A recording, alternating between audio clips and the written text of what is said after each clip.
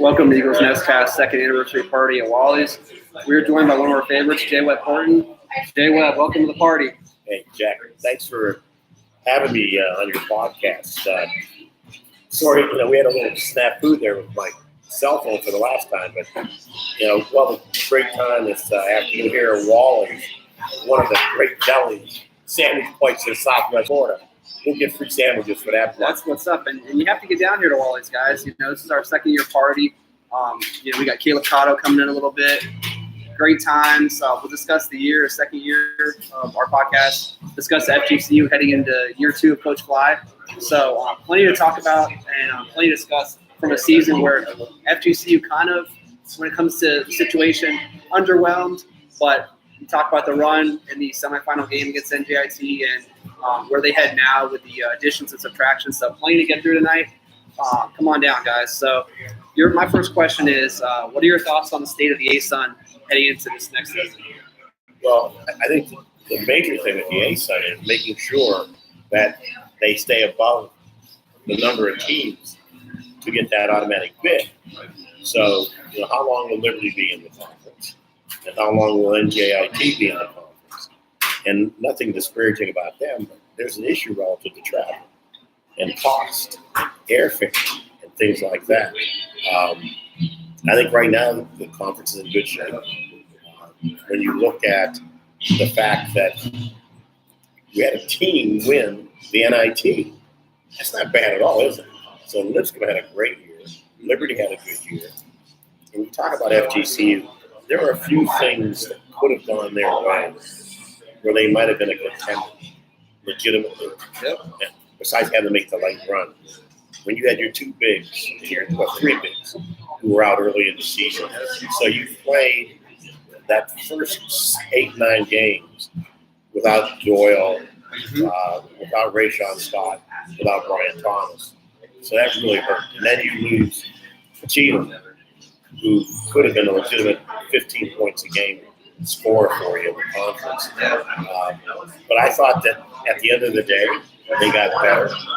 And that NJIT run, the 3 from Cedric, and then one of the greatest dunks in the history of Dunk City, when Baxter took off from the center of the ASUN and then threw it down big time. And, when it comes to Troy, we've seen a few of these. You can talk about FIU. You can talk about a player that, when it comes to excitement, he can shoot the 3, he can dunk. When it comes to next season, you're looking for more of that. I think you're looking for a complete Troy Baxter. And when you talk about the state of the ASUN with Lipscomb going to the championship, losing to Texas, but Texas faced TCU in the semifinal game, a team that Lipscomb did beat on the road in their ring. So, Kenny Cooper going to Indiana Westland, he was averaging 9.8 points per game, kind of like their big player going to next season with their new coach, too. Casey Alexander leaving for his alma mater. Well, now I may be one of the only people in the Wally's Deli who knows where Indiana Wesleyan is. NAI is south of Fort Wayne, Indiana, in between Fort Wayne and Indianapolis. Amazing that you would play it. For them to get him, they got to be the favorites in that conference. But they got nobody at that level in there. But Indiana Wesleyan's a good program. Casey Alexander goes back to Belmont where he started. They got a new coach there. JU's losing players. Yeah, we can go right into the JU players being awesome. One of our favorites, JD Note, this season for Jacksonville. And you got to think, Jalen Hinton, too, who I like personally, he left. Tanner Rubio left. Coach Jastik's got a lot of work to do with that JU team. Which surprised me because I have a lot of respect. I know you guys have had great times with Tony Jason. This is a different era for players. And the movement, not only does it hurt the school that they leave, but many times you can go somewhere and mess up the chemistry of the place you're going because you don't know the system. How do you really fit and move and play with other players? But, we have great respect for Tony. I wish JU, even though they're a competitor of TCU, you wish you, because you want the conference to be competitive and have good players. we know they got great coaching. Yep. And what happens next too? You look at Liberty, the favorite guys. Pretty much when it comes to a team, they're all seniors next season. They tasted that first win in the NCAA tournament last season against Mississippi State, and in that situation for Liberty, they're expected to go on a run next season. But then you get the 2 through 4, and you got some changes. You got FGCU, you got Driscoll's UNF team, which is full of seniors too.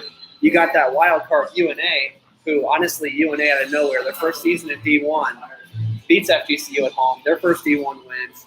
I think that when it comes to scheduling, FGCU already, with the addition of, you get the UMBC home game this season, you get the series with USC, so you get a 3-game series with USC, a series with Mercer. You're looking, okay, maybe we get some of these old, maybe ETSU, maybe Belmont, get some of these old school type A-Sun teams where, guys like me, I went to school here, remember playing those teams, D1. So, playing a pickoff for FGCU when it comes to that. The current roster, plenty of turnovers when it comes to next There year. are people that criticize FGCU, that schedule, and I totally disagree. Because, number one, you want excitement. People who come in to Alico Arena and sell out 4,553. But the other thing is this. The only thing that matters is winning the conference. So the tougher you are pre-season, now barring injury, that's one thing that can screw you up. Yep. But the tougher you are, because we know the RPI is not going to matter when you're in a one-bid conference.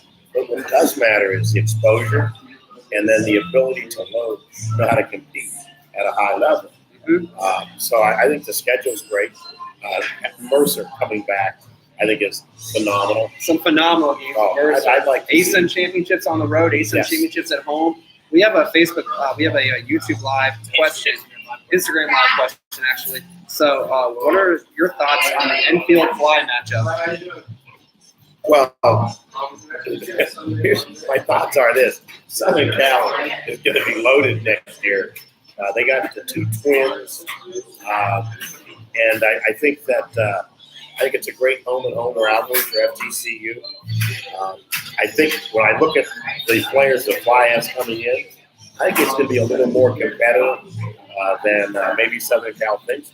But that shows you the respect that Andy has, not only for Michael Fly, but also for the place to help launch him to Southern Cal, and that's FGCU. Yep. But what a great route. The Eagles and the Trojans hanging out in LA. We may have to take a road trip now. You're telling me we're talking about that. We're talking about 2 years from now going down to USC and get to LA and kind of make our mark as a team. They're coming to Alico, guys. Like, Right. This isn't just an away 2 game. They're Right. coming to They're Alico, going to come to and Alico. this is huge for FGCU. Here's what I'm thinking. I think we should talk to Wallace about starting a GoFundMe fund for the 4 of us to make the trip to Southern Cal. It's already started, I man. mean, we should have a Southern Cal sandwich. Yeah. That was So, from Bruce Bank, though. yeah. Bruce and, Bank. and say hi to Bruce on the Hey, mic. we got to say hi to Bruce Banko, man. One of the great voice announcers in the history of Alico Arena. Bruce, give me a call, brother, because you owe me a drink. And Bruce is in Tampa too. We've communicated with him on Twitter. So Oh, really? we're pumped, man. I'm Wow. in Tampa, so a local guy giving back to FGCU, and when it comes to FGCU next season, we talked about Troy. I think the biggest thing with Dana getting hurt, Zach Scott. Zach Scott got a lot more minutes, and you look at Zach Scott from before the injury to now, and pretty much a complete player. I think that could lead this team a point going to next When you season. look at the guards next year, you see, and I know you're going to have Caleb Catto on. Yeah. I like Caleb. I thought his defense got better, and I think his ability to make decisions got better. Because the pace of the game from high school to college is really passes that you could get through in high school. Those passes are being intercepted in college. Oh And Zach Scott, what a great year. And, you talk to Coach Fry and the staff, they have a couple of guards coming in. They're going to challenge those 2 young men. And I know I you're wrote down talking some notes about. here. You're talking When about. you look at Jalen Harper, Yep. 6'2", Yep. kid from Mapleton, Georgia. Kid's a flat-out ball. Yep. Justice Rainwater, Yeah, I like 6'9". Justice. But I'll tell you something. Look out for Rwanda. Oh, yeah. We're talking about Osborne. Osborne Shima, 7-footer, can hit the 3. But here's the thing about this kid. He's going to have 3 months to be with Travis. They put some meat on those bones. Because right now, I mean, he looks like a hockey stick with hair. Yeah, it's like Until he's ball. thin. If you look at a guy like that, it's kind of like Yeah, ball. yeah. It's like taco ball. You know, there's a situation where for FGC to bring in a 7-footer, come on. I've never had one. No, and you get a guy like that, and at that age too, you can mold a 7-foot forward. He's listed as a forward, but you can natural center. Honestly, Yes. when you get some meat on that guy, when it comes to a situation. One of the kids I met when I was recruiting kid, Wanzi Samuels, 6'8" out of Maryland, Dakota Rivers, and then Jalen Moore. Dakota Rivers is solid. My theory is work them hard. I like to undersell and over deliver. Yeah. But I think that if these kids do what they want to, and they're high character kids, it's a great work ethic. Yep. You know, and this might be the best class, guys. I think this is the best class. You know, Coach Fly heading into a second season, bringing in what he brought in, guys. You know, naturally players are flocking to FGCU, and you know, open up with the scheduling and you know the URI matchup. We didn't get that. They had a schedule problem. We'll get that the year after. But look at next year. You know, 2 years from now, obviously you got next season, the season after that, USC at home, Rhode Island at home. That's 2 non-conference, you know, huge P5 type games. And, you know, you got to think URI is kind of like almost close to a P5 team coming from that conference. And, you know, we're going to create more series and, you know, you'll be able to get, I think, more at Alico Arena and, you know, packing this place out. And I've never heard the place that loud. The NJIT, after the dunk and the three-pointer, just erupted. And you know, that run they ran on, I think it was like a 15-0 run. They were getting killed in that game. And it sucks losing that game. But the NJIT was full seniors. So when you have a team full of seniors, that's what you expect out of your guards. Yes. So for FGCU next season, you look at what they have. I think starting 5 off the bat, obviously, Caleb, Zach Scott. You look at Brian Thomas. I think Brian Thomas has some more work to do too going into his junior season if he can stay healthy. The development of the incoming freshmen and the development of the players coming back. Let me tell you, what people don't realize, I think Coach Fly is to be a great coach.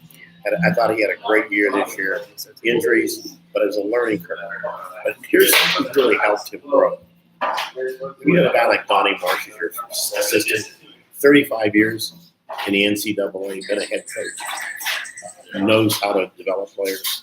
Justin Furr, another guy who knows how to develop players, and then Joey Canton. Yep. So those 3 are actually they're going to take on the load of really making these young men in their individual workouts better. And then don't forget, when you look at weight and conditioning and training, you know, Travis came in here and did a great job of what? Number 1, implemented mandatory breakfast for those young men. Now you're saying, what do you mean? What? Because he realized, I got to know what fuel is going into my players. Okay? And then it's camaraderie. You can't miss the 9 o'clock class if you're at breakfast or something. There's no excuse. Nope. So you come in, and then, especially with the young man Osborne Shima, he's going to put weight on that young man. Yes. And when he gets some little girth, along with his ability to shoot. Yep. And it comes to, too, with Zach Scott, talking to his dad. We had him on a few months ago, and he's going to get bigger, too. You know, Nate always says freshmen turn into sophomores. And for Zach, you know, he's going to develop, I think, more. Caleb with the 6 deals against UNF, you know, Caleb is just going to continue to get better. And you put these freshmen together with this upcoming class, and, you know, you look at they really hit with Casimir. You know, coming in as a grad transfer, you're not sure, but they really hit with him. And, you know, you look at that and you look at a chance for Christian Carlisle to take a lot of these guys under his wing. And he has a chance to break out too, honestly, I think, as a senior. Interesting with Christian Carlisle last year. He struggled Yep. early on starting. And one of the reasons was there were 3 players out there besides him. He was like a 4th option. Yep. So he sort of didn't know, and he sort of was forcing himself to get shots. Some of the coaches talked to him, and he said, maybe I should come off the bench. Now, the second unit, he was the 1st option, and he relaxed. Let me tell you something. He's my Swiss Army knife. He can do something. He can Solid defend. 6-man, Jay Webb. A solid. He can defend. He can score, and he has a high basketball IQ. So you saw how he relaxed penetrate and go to the hole. Yeah. So I see good things for him. And for him to hitting that shot at home against Lipscomb, a dagger, and for FGC to get that win in a season that was a down season, he hit the dagger shot. So I think you got plenty with Christian going in next season. My starting lineup right now, obviously, I think you've got 4 of the guys returning. You got Caleb, Zach, Carlisle, Thomas. And then maybe you look at Dakota Rivers, or you look at some of the new guys and see how they develop during camp, and we'll see more of that over the next season. Do not sleep on Kwanzi Sam. And I tell you what, Osborne Shima at 7 foot. If he can play, because you cannot coach or teach 7 foot handle. No. You can't usually get 7 foot. You can't usually get in 7 the A foot. Sun. You got 7 footer in the A Sun. And you think we've been watching the A Sun for how many years? When was the last time we saw a 7 footer? No. It's a huge situation for this team to take a 7 footer and develop him, get what you can from him, and put some weight on the kid. Bring in next season. Really strong forward class by Coach Fly. So we'll see what we can get out of this team. I'll probably wrap it up with this. A Sun expansion guys, they're looking at possibly bringing on another team, and we kind of miss travel partners. Where certain teams, with FGCU and Stetson would go together. There's a college in Louisville, Bellarmine. It's a Catholic school. They're looking at possibly bringing them on. And in that situation, you look at would NJIT leave? Is Liberty going to stay for a while if they continue success? So plenty to think of when it comes to is Bellarmine possible, or another D2 team transition, because Liberty came from a conference where they dominated. UNA came from D2. So, I think plenty to go with when it comes to ASUN teams, and, whether they do bring on another private school. And with Lipscomb pair with Bellarmine, that's another situation too, where it could be a fun road trip. Go to Louisville, go to Nashville. I'll tell you what, man, you can go to Louisville and Nash Vegas. I don't know about U3. I'd be worried about U3 and Nash Vegas. I got nervous. This guy was at the draft. Or at Louisville. I'm heading there next weekend. I'm gonna go watch the Derby. Yeah. And I'm not getting one of those hats because that'd be a little goofy. You got dinner reservations already set up? Oh, I got you're not gonna find me a good Italian restaurant. And the best of the best. Maybe some seafood, but I love it. Well, I tell you, it's always fun. First of all, for you 3 who've been a part of FGCU, having been students, and then this podcast that people actually are watching and getting involved in. You're at all the games. And Wally's, it's like we are such a family here. And I'm just honored that you guys take time to let me come on and ramble a little bit and have fun. And we'll see if Chase is actually going to pick up a tab today and buy us a sandwich. That's a big deal, too. And, we want to thank Wally Crane, Wally Zelli. We want to thank Doug Homer, Adventure Southwest Florida, guys that have come on and trusted us in our second-year bracket challenge. And, when it comes to a $25 gift card, $25 Venmo from Doug Homer. So, guys, enter the contest. Chase Bueller won the $100. Of course, he needs that, right? Like Chase needs $100. Yeah. I mean, the dude's making some serious change over there. He's living the life. And when you only pay tax on 10 cents on the dollar, that's what I'm saying. Chase should be Chase. Send us each 100, yeah, man. We're gonna break. You're going to Carrabba's after. No, today I'm having my Wally's. I may have the John Webb legal Reuben. I may have to do that one today. I like it. Well, we want to thank our guest today, Webb, as usual, man. Always a pleasure. Thank you.